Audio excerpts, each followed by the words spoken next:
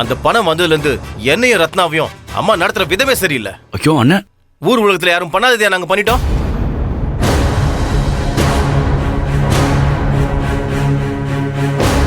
நம்ம குடும்பம் இருக்கிற நிலைமைக்கு நான் மட்டும் இல்லம்மா, வேற எவனா இருந்தாலும் சரி இப்படிதான் யோசிப்பான்.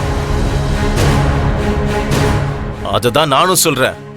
காசை கொடுனா 6 லட்சம் ரூபாய்க்கு நான் எங்க போவேன்?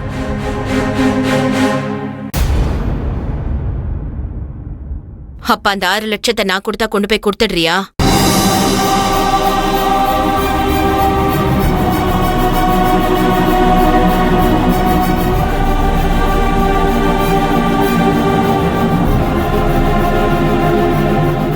சொல்லு, கொடுத்துடுறியா பணத்தை?